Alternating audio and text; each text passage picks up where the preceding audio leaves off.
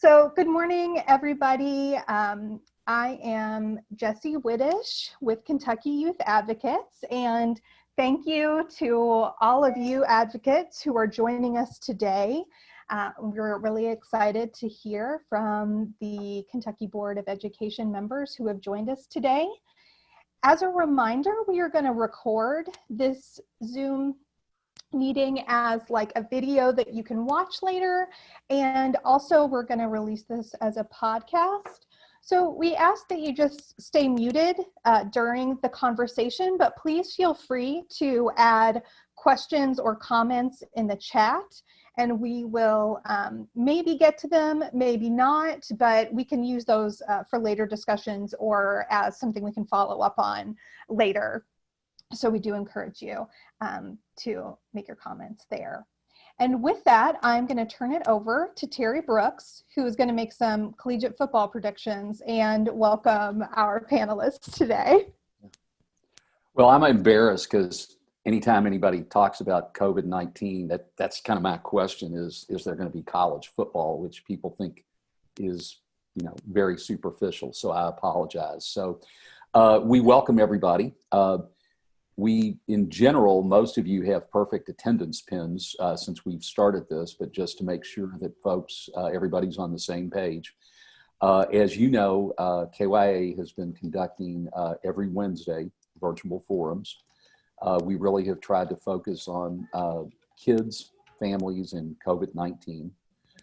So we have had, as you know, leaders from the General Assembly.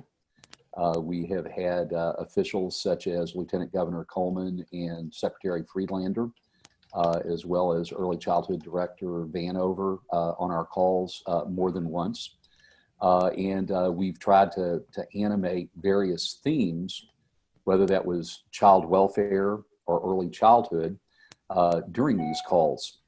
This is the third installment of COVID-19 and K-12. You'll remember that we began with an interview with the Lieutenant Governor, and she sort of set the macro stage for how she saw K-12 playing out in this environment. You'll recall that we then had folks representing parents, administrators, and teachers, as well as higher education, on the next call, and they raised lots of issues around accountability, assessment, equity, and just operations. So not that this is going to be the last time we talk about K-12, but this is sort of the culmination of our K-12 installments. And we have with us today two members of the Kentucky Board of Education, Patrice McCrary and Dr. Lou Young. Patrice spent in her decades of teaching, she spent over a quarter of a century in the Warren County schools. She was named Kentucky Teacher of the Year in 2003, and impressively is actually a member of not just the Kentucky Teacher Hall of Fame, but the National Teacher Hall of Fame. So we have a Hall of Fame educator with us today. I don't know if she's actually in a Hall of Fame, but I always saw Lou Young as a Hall of Fame superintendent. I think I'm right, Lou, that if we were to talk about a journey from roots, that was yours. You talked very openly about education was your route out of poverty, growing up in Jessamine County, and then became a teacher, central office administrator, and served as superintendent for over a decade right at a decade in Jessamine County. I have to take 30 seconds and say that if you want to know Lou's heart, the best example I would give you is that we at KYA have been and continue to be really concerned about alternative programs. There's a place in Jessamine County called the Providence School, which is not just a good school in Kentucky or in the region. It is arguably the best alternative program that I have seen nationally. What characterized that program is Lou Young made that happen. It cost her money. She took in troubled kids from surrounding districts And she created a really magical environment for kids who mostly were in interdiction with the juvenile justice system. And so, Lou, when I think about you and how you led the Providence School is what comes to my mind. So we appreciate Patrice. We appreciate Lou. Lou is the chair of the state board. So that just kind of frames that. And so we welcome you and we appreciate you being here today. Let me start with the obvious question. I'm not sure if there's any sector beset by more ambiguity around COVID-19 than K-12. You can read a very well-written piece that makes reopening look quite feasible. You then read another really well-written piece that makes reopening look impossible or at least very unwise. I talked to an educator whom I respect, and they think it's impossible. And I talked to another educator whom I respect, and they're thinking about Friday night lights because they're convinced they can have a high school football game. So where does it stand? What's the time frame? The other question that I increasingly hear is who's in charge of this? So is the governor, is the state board, is the General Assembly, local boards? So I want to open with like the biggest of all questions and let the two of you just kind of weigh in on a status report. I won't ask for a prediction, but just sort of what are you wrestling with? How do you see this playing out? So started with the easy question, Terry. Thanks. Yeah, you're welcome. Well, and we only have about 50 more minutes, so I'll keep you up. Okay. Well, let me just make a couple of opening comments, and then I'll turn it to Patrice, whom I find always to be so wise and so positive and so practical as she thinks about this work. So you will definitely want to hear her opinion on this. Patrice and I both want you to know that we are delighted to be able to join you. And I personally really admire the work of Kentucky Youth Advocates and have for many years. Your comments about the Providence School touch me, Terry, and I am so proud that that work continues today. I really want to give all the credit to the best alternative school principal I have ever known, and that's Denise Adams. That school became her vision for supporting kids, frankly, whose needs just had not been met in a traditional school environment. And I've learned so much about it. I would tell you that that school for me is the model of the ideal school program for all kids. Yep, absolutely. And I'm really, really proud of the work that continues there today. Project-based learning, social emotional support, just-in-time support for all kids. And state archery champions, right? Actually went on to be national archery champions in their own special category. So it's an amazing program. I'll never forget, I don't mean this to be unkind at all, but I took one of our amazing archers, a young man named Lou McDonald, to the Rotary Club, and he was telling them all about the work that they were doing and showing them the bow. And I had an older fellow from the community who had a misconception about the kinds of kids who were at the Providence School, and he leaned over and he said, "You let those boys have weapons?" Okay, it's an archery program. It's a sport. It's a tool. So that spoke volumes, of course, but Lou did a great job. What I want to also say, that Patrice and I want to make sure that you understand that we're speaking as individuals today. This is not a collective response on behalf of the Kentucky Board of Education. But I know that we are among friends and allies here, and you'll understand that caveat. Just don't want to misconvey any of these thoughts. But we have, as a board team and as individuals, been talking a lot, listening a lot, would have been a better verb, to the folks that are really in the throes of the reopening. So I land firmly in the camp of reopening is possible, and yet reopening is extremely hard. So I don't want to understate the complexity, perhaps the most complex challenge that school leaders and educators face and have ever faced in their careers. I would also tell you that my message when I work with new superintendents in training settings or in ongoing conversations with the Kentucky Association of School Superintendents and others is that our message needs not to be back to normal. Our message needs to be better than normal. How do we move forward having learned lots of lessons during a time of emergency remote learning, that we, in order to leverage those lessons to plan for much improved learning experiences for all of our kiddos. I understand a tug around back to normal. Folks want some sense of comfort that comes with an understanding of normal, but quite frankly, normal was not good enough for all Kentucky kids. So the message that I would like folks to take away today is, how can we get to better than normal in a safe way as we reopen this fall? Patrice, that was a little bit longer than I intended to say there, but I know you'll have something to add.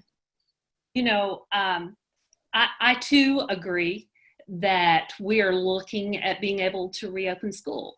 I just think it's going to look different, and different is not bad. We've learned so much. I actually volunteered on the very last day before the schools closed in March. I was a once a week volunteer at the school where I taught for 26 and a half years.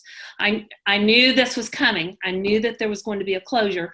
So I went into the school that bright and early that day and spent the full day helping prepare for the shutdown. What I saw was amazing. I saw teamwork. I saw a group of people who pulled together. They prepared for an unknown, an absolute unknown. And they managed to put in place something in less than 24 hours that very few people on this earth would be able to manage it. And our educators across the Commonwealth did that. Now, if they can do that to the level that they did that, I think we can look at an opening of school with some incredibly flexible people, our educators. I feel very positive about that. If anybody can accomplish this, it's going to be our educators, and our teachers are going to do it well. Our administrators are going to do this well. Now, the only thing we have missing in this whole scenario is we do not have our crystal ball. If we only had a crystal ball and we could see what the future was going to present to us, this would make all of our decisions so much simpler. They are not simple. They're very complex, and they're going to differ from community to community, from district to district. And you asked who is making the decisions. It's a group effort. Our Commonwealth Department of Health individuals are at the table. Our teachers are at the table. Our superintendents are certainly at the table. And if you want additional information there, I highly recommend that you go to the Kentucky Department of Education website and go to the media portal, where you can view all of the superintendents' sessions that they're having. They're having them once a week. You can view those, and they're just a plethora of information for the opening up of school. Every question you could possibly ask, you would most likely find there. Now, I will put caution to that and say that it might change from week to week. And that's because what we're up against is changing from week to week. So I say all of that to say we're different. The Commonwealth is full of unique communities, unique settings. I'm in Warren County, where actually right now is a hot spot. But there are other counties that actually have only had just a handful of cases. So their situation is very different from our situation right now. Mm-hmm. Our situation in Warren County can be completely different in 6 weeks, in 2 weeks. We don't know. That crystal ball is still on the shelf and nobody's dusted it off. So the bulk of it is going to rest in our local communities, our local educators. They're going to be given guidance. They're going to be given recommendations. Our governor is going to give guidance and recommendations.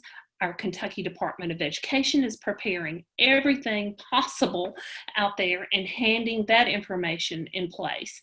Our job, we are going to support whatever works best for our children. And that's the big word I want to get out. Our children are the driving force here. That's what's on our heart. That's what is on our mind right now. And they need us as much as we need them right now. So we're going to work to get back in to school. It's going to look different. We've learned a lot, and we still have a lot more to learn. And I'm sorry I too took more time than I intended to. So let me ask you a question. Next week, and I don't want to bury the lead because I assume we'll talk about this when we wrap up, but next week we're featuring a conversation around parents, kids, and going back to work. We have the head of the Chamber of Commerce, State Chamber of Commerce. We have the head of a key labor union, and we have some grassroots folks. I would assume that parents throughout the Commonwealth aren't just wondering what's going to happen this coming school year, but they're wondering when they're going to know what happens this coming school year. And I really appreciate the desire for a crystal ball. So I understand everything can change. But if I'm a mom or a dad or one of those many kinship givers, I'm a grandma or a grandpa taking care of my grandkids, are we going to get clues? We're going to hear things in early July. We're not going to know till late July. Again, you hear everything from early starts to normal starts to late starts. And I don't want to hold you to this, but I'm wondering if you could just give sort of at the moment, where does the timing sequence land?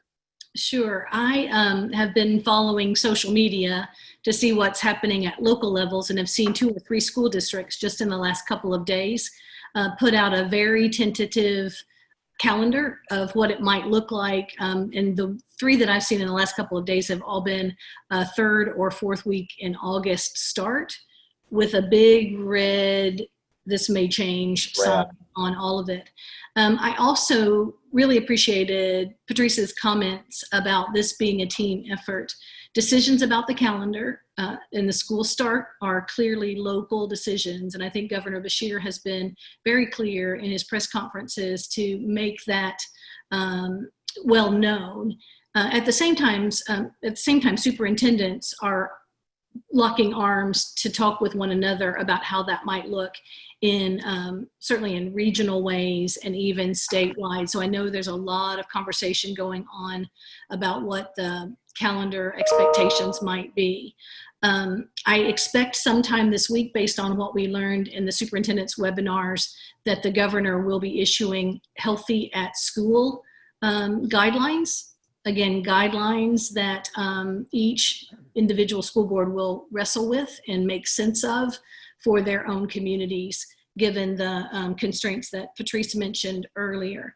But Terry, I think it's really important that we hone in on the needs of those kids and families as you started the question.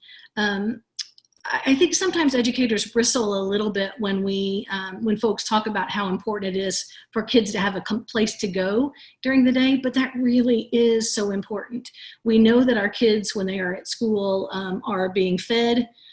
They're in climate-controlled environments. We will ensure that they are in the safest environments that we can provide during a time of pandemic, and there are well-trained, highly caring individuals there who are with them.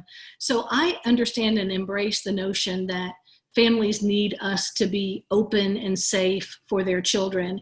And the fact that you're engaging the chamber in that conversation as people plan to return to face-to-face work, I think is so important, because this is a cross-sector opportunity for us all to make these decisions moving forward. And I would imagine it would panic parents if we move forward without every effort to reopen schools as safely and as soon as possible.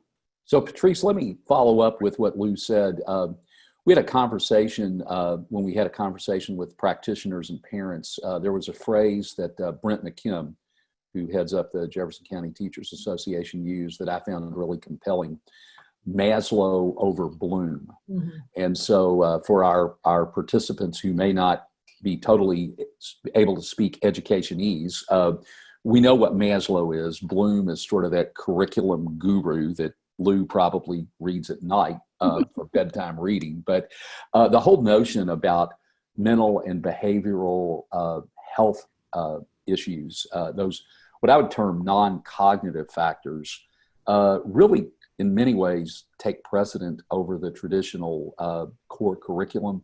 From your perspective, both as a classroom teacher and now as a board member, can you just share a little bit of a reflection of sort of, I assume, echoing that sentiment or disagreeing with it? Talk about how we operationalize Maslow over Bloom. I totally agree with the statement, because until we make significant progress with the concepts presented from Maslow, we are not going to be successful with Bloom and strategies attached to Bloom's theories. Our children depend on us. Majority of my teaching career, I taught all the way through 6th grade, but kindergarten was where my heart fully landed. And my children depended on me to be a stabilizing factor for them. When I met with parents, I shared with them, your child's main concern is, will I be nice? Will I take care of them? Will I take care of their needs? Will they be fed? Will they be safe? And if you ever ask my children what was my number one job, my students would respond in one accord as to keep us safe. Our children now need to feel safe for so many reasons across the Commonwealth right now. My heart is heavy, my heart is hurting. We need to get our children back in, let them have some normalcy, let them feel safe. Now, that being said, we're going to have to meet those needs of the academia, and it's going to be a big challenge for us. But until we calm some of the fears, some of the concerns, get our children back where we know they are being fed and they are safe and they are in a caring environment, although I know many of the homes are, don't get me wrong, but until you get in that classroom and get into that routine, there's no guarantee that we're at 100%. Until we get back into that scenario, we're going to be on some slippery, shaky sand in our communities, in our Commonwealth, across our country. And I'm not sure if that answered your question, but it shared my heart. Okay. Yeah, Lou, do you want to comment on that? No, I agree. I think that fundamentally safety, food, shelter, all of the things that Maslow built as a foundation for the work is critically important. And I believe that our public schools take that very seriously. And then if you layer on a renewed emphasis in the last 5 years or so around social emotional learning and ensuring that our students are in emotionally safe spaces in schools, then you can begin to see just how deep that challenge is. And I see a couple of comments over here that folks have been talking to parents who are saying, I'm not sure I can send them back. And so I do understand, having talked with lots of school leaders, that they're looking for options for some students, thinking about our medically fragile students, for example, who just cannot safely return to face-to-face school. What would those opportunities look like? This is going to draw on all of the dexterity that we can muster in order to provide options for students. So yeah, we've got to think about them as tiny humans before we think about them as tiny learners. So I think that's an important construct. I'm going to substitute tiny humans instead of tiny learners now for my friends. I love that. So along with COVID-19, the other meta-narrative with which the K-12 community has been wrestling, as we all have, is around the headlines and the aftermath of incidents of violence, the protest around racial injustice. Only in the last few days, I've seen Commissioner Brown release a statement. I saw the Lieutenant Governor laid out a multi-pronged proposal around equity. And I know the department has been churning out support materials for families around having conversations with your son or daughter about everything going on in our world. So it is easy, frankly, for folks to talk about the big picture. Uncomfortable, but a little bit easier. So I want to challenge you to not talk about the big picture, but to talk about actual steps. So as you as a board are digging in to that whole issue of equity, and I realize that equity comes in the form of zip codes and special needs, but if we're honest, we're really talking about racial equity as a focus at the moment. Mm-hmm. Where are you? Are there immediate steps you're going to start digging into that?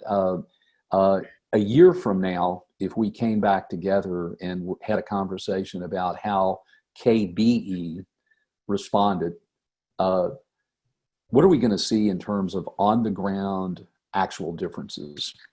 Yeah, so I appreciate the kind of feet to the fire question in terms of really, what are we going to do? So I will tell you that while we have not yet entertained specific action items related to equity and support for all Kentucky learners, that actually has been a thread of our conversation since the first time the 11 of us came together.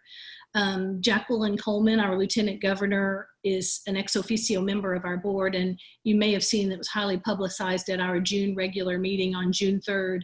She came to us with 3 high-level policy considerations that are, in fact, in the realm of the Board of Education to take action, and that included a requirement around unconscious bias training and anti-racism training for educators across the Commonwealth. I have heard some immediate reaction, is that enough? And I think the governor and the lieutenant governor were both clear that no, that is not enough, but we start somewhere, and we start big in terms of everyone needs to at least step through the gate with an awareness of their own unconscious bias. She also talked about the importance of minority recruitment. We've made a lot of excuses for being an overly white teaching force in Kentucky for a long time. Things like the pool of teachers of color is not deep enough. And while all of those things may be a reality, we cannot use those as an excuse. So I feel like we have some direction moving forward as a board. But I also want to just dip up a minute into that 5,000 to 30,000 foot view. Sure. And yesterday I'll share that I was in a webinar and the host shared a photo that really touched me, and it was of 2 young Syrian men who were sitting by a tagged graffiti-like photo of George Floyd while the rubble of war-torn Syria surrounded them. And I really took a pause to realize that the Black Lives Matter movement in the US has some real tangible hope in it around unity and around global understanding of the devastating and long-lasting impact of racism in our country. And for 2 young men in Syria to even know who George Floyd is and what he looks like was a really powerful image for me. And so that lingers.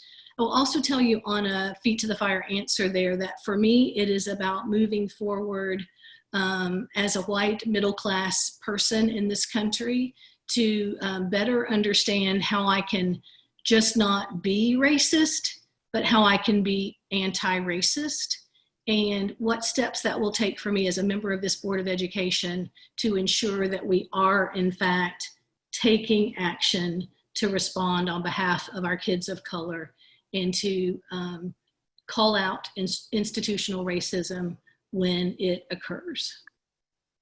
Patrice, would you like to weigh in on that? One of the most critical aspects of a classroom is building community. And I want to see more of that taking place across the Commonwealth, across our country, because once that community has been built, those difficult conversations can take place because they've created a safe atmosphere for those to take place. I believe the training is critical. We need it. We're hurting for it. I'm glad to see it coming through, but we've got to take it a step further. If we don't act upon that training, then it's all for naught. So we've got to put legs to what we learn. I learn things every day. You're looking at an individual who I told you before we began this, I'm originally from Mississippi, and I grew up in the 60s. I was born late 50s, so I grew up in the 60s in Mississippi. Everything that is happening now has opened such raw wounds in my soul. And I almost embrace that because it means I'm not hardened to anything that's taking place. So we need to become uncomfortable. We need to accept that we have a lot to learn, and then we need to put legs to that action. And the only way that it's going to be totally successful in the classroom is if we build that community with our students. So we need the training, yes, but we need to put the legs to those trainings, and then we need to grow an entire generation of accepting individuals. Great.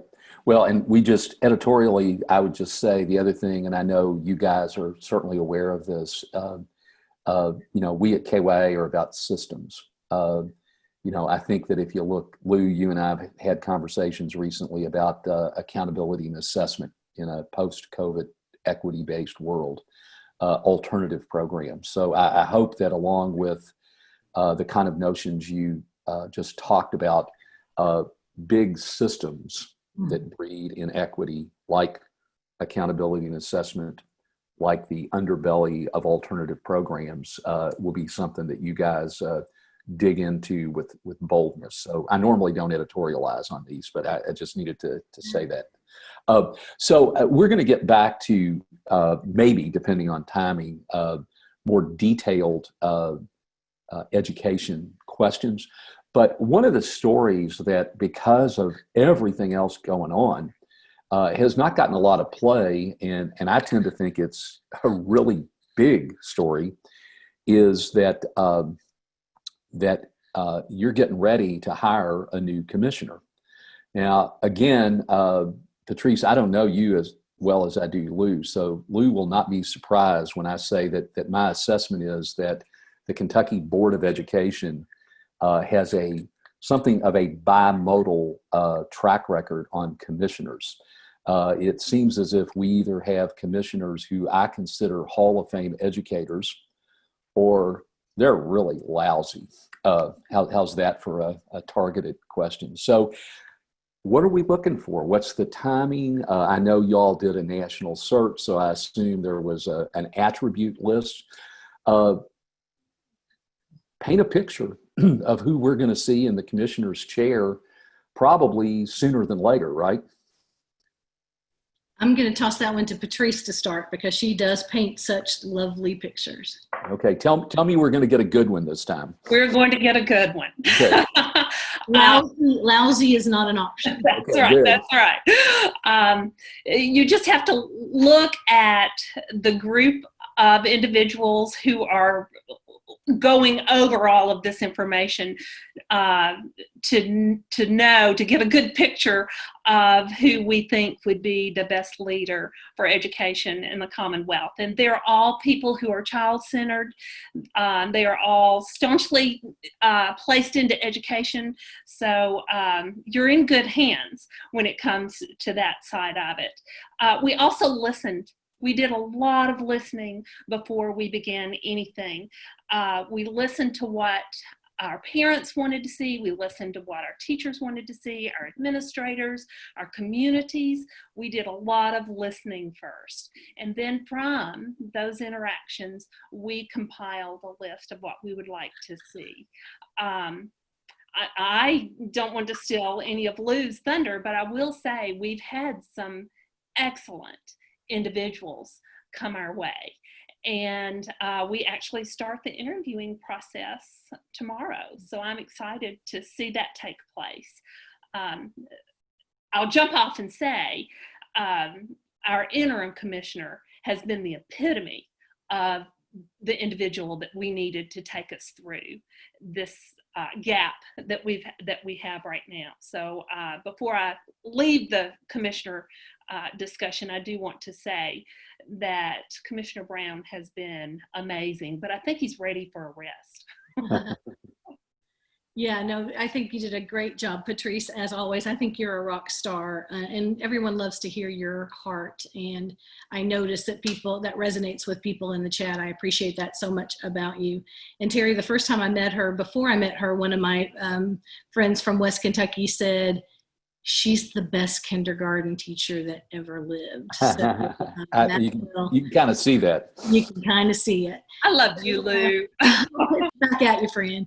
So we do have 11 interviews scheduled for tomorrow and Friday, and we had a pool of more than 30 applicants, who many of whom were exceptional candidates and have made our interview list. We believe, Terry, that the very most important work, and frankly, I believe that the reason I'm sitting on the State Board of Education right now is to hire the best Kentucky commissioner that we can hire. And so we'll be looking for someone who has roots as an educator, who really understands the work that we do, from Maslow to Bloom and beyond. A person with a vision for a post-COVID better than normal learning experience for all Kentucky kids. So a proven track record of leading that kind of work, and someone who can unite Kentucky around the critical importance of public education to the future of our Commonwealth. And we have agreed as a board team, we won't settle for less than that. So we're chomping at the bit to get into this process even further by tomorrow.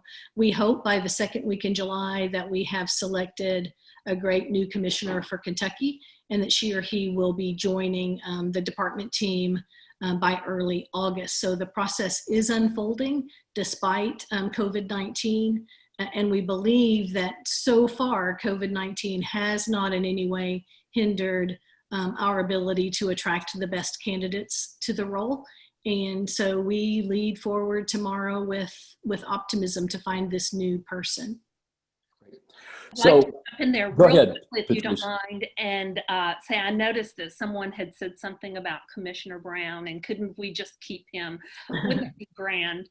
But when he took the interim position, one of the reasons that he stepped into it was he was able to say, I do not want to be considered for this position. I want to make that very, very clear. I'm not coming in this to be considered in that position. So, you know, wouldn't it be grand, but it's not an option. So when I scan the list of participants, we have some folks who are deeply enmeshed in the K-12 system, and others a little bit removed. So this is going to be a little bit of a in the weeds question, and then I'm going to follow that with a much broader question. And Lou, again, I know you and I have had a conversation about this. One of our hypotheses is that that schools have to know what the testing game is going to be for 2021 before schools begin. KYA is very upfront. We are advocating through our congressional delegation. We just sent them a communication that was endorsed by every superintendent in Kentucky that Secretary DeVos remove the mandates for high stakes accountability. And if that happens, we're then going to be challenging the state board to do the same. You talk really eloquently about the idea that accountability in a formative stage, sort of how can we help kids learn, not how we categorize schools, Lou. So we've talked about how do we assess the inevitable COVID-19 academic gap slide. We talk about kids of color, kids of poverty, kids with special needs, kids English as second language. You just go down a long list. And there's so many vulnerable populations that it would seem like we have to, first of all, determine how much did you lose? Where are you? And what do we do from here? And again, I don't want to answer the question, but I'm convinced that schools cannot be under the pressure of high stakes accountability if they are going to pay attention to kids as little humans, quoting the chair of the Kentucky School Board. So talk about that important but in the weeds issue of assessment and accountability, will you? Yeah, sure. And I'm happy to. Again, outside the policy context, I have a lot of strong opinions about state assessment and accountability. I think that public schools have labored under a wrong-headed, misguided, heavy-handed accountability system since early No Child Left Behind. The new Elementary Secondary Education Act, now called ESSA, Every Student Succeeds Act, does have federal provisions and requirements around state accountability, but as everyone knows, those were waived by the U.S. Department of Ed this past spring. So I can't help but beg the question, if we waived them for the spring of 20, why wouldn't we waive them for the spring of 21? And then quite frankly, why do we need them at all? But having said that, I'm not a renegade, and nor am I anti-accountability. Those people who know me really well know that I will beg the question, to whom should we be accountable? I believe that we are accountable to the children and families that we serve. What has happened in an environment around high stakes accountability is that that accountability has shifted to a more political one that in some ways has been weaponized against schools. So I am always advocating for a balanced approach to assessment and accountability that helps move teaching and learning forward in positive ways for the children that we serve, and especially for those vulnerable populations of kiddos who right now are frankly disadvantaged in an accountability system that ranks them and rates them and sorts and selects them. So having said that, let's seize this opportunity in our better than normal way forward with post-pandemic thinking to rethink and reconsider and hopefully rebalance the notion of testing as we move forward with our schools. I am not an advocate for low expectations. I am not waving the flag for low expectations when I say that if we do find a way to formatively assess our students in an equitable way so that they can all demonstrate what they know and can do, and then schools can take action based on those results to help them learn better and at higher rates of achievement, then we will have gotten it right. Patrice, you want to weigh in, or are you just saying amen? So let me ask you about another bimodal issue that I hear a lot about, school finance in the post-COVID world. One hand talks about schools have never been harder pressed for budgets. Another conversation says there's unprecedented finances. We frankly asked the Lieutenant Governor that question, not just about K-12, but about the state budget. We've had conversations with Secretary Friedlander in the same bailiwick. So from where you guys sit, as both in charge of the budget and also, I'm sure, bringing the 2021 General Assembly proposals, how bad a shape, how good a shape, or is it just different shape? What's the state of school finances? So we're all girding ourselves to be ready for pretty high levels of austerity. Kentucky is slow to enter recession and really slow to exit. So we were just presented data at the board meeting on June 3rd from the department that analyzed Kentucky levels of funding post-2008, and then what that looks like when we compound the likelihood that there will be a $500 million budget shortfall for the Commonwealth as we move forward. So it is going to be austere, and this is when we draw on that,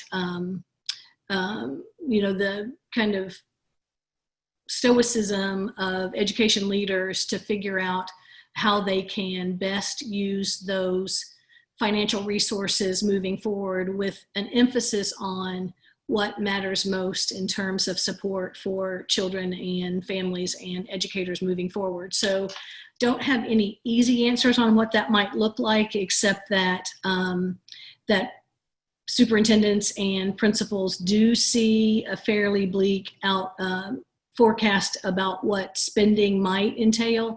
And I think folks are really looking at ways to evaluate the kind of bang for their buck that they will get in programs and any discretionary spending that they may have. Right now, they're just laboring under how many kiddos will come back in person Nationally, I've seen numbers as high as 10% of families may choose not to send their children to school, and whether or not that means they actually unenroll them and enroll them in homeschool or not, we're not sure. So superintendents are out there trying to reach out to families to get a sense of how many children they will be serving in the fall. And sometimes we get a bad rap in school leadership when folks say you just care about kids because they bring you money. That's not the case at all, but the more information that we have about the numbers of children that we will have to serve will help them make really important financial decisions right now. And Patrice, you weigh in on this, but the thing that I would want our participants to understand is for instance, what I perceive direct implications. I think most school districts would say they are underfunded around transportation in the pre-COVID world. Sure. If I'm reading the tea leaves accurately at all, returning to school in a healthy way are going to require more transportation services, more runs, more distancing. So it's not going to get better. It's going to get a steeper hill to climb. Am I right in thinking that there are going to be real financial hits if we're going to take care of kids as they return? And the transportation is just one example. Yeah, transportation is one of those that's probably really murky, among the murkiest, most ambiguous decisions that districts are going to have to make right now. I think you might be right, Terry, but it also could be that families are going to pull out all the stops to make arrangements for somebody to drive their children to school or to do it themselves if they have the wherewithal to do that. We did get more guidance from DPH last week, and so buses can run at full capacity as long as temperatures are checked on the way in and the children on the bus wear masks, which is perhaps controversial for some kids, but that's the only way we can do that and keep the kids safe in a fairly closed environment with up to 60 children or so on a bus. So that's one consideration. The other side of the pendulum, though, is if there are so many individually transported kids, we have to think about what that means for a safety and, frankly, a traffic snarl kind of scenario at the schools as well. So we don't know. Will buses be at full capacity and running additional runs at half capacity, or will, in fact, we have so many people on site that we have a different kind of a safety concern there? Huge unknown at this point and causing a lot of superintendent heartburn. Okay. Patrice, I'm wondering, I'm looking at time here, and I have a feeling you would be a great person to sort of take us out with the reflective benediction. So we've talked about post-COVID, we've talked about equity, we've talked about that powerful phrase, better than normal. You're sitting there on the state board. Can you kind of give us a summative view to take us out of this conversation?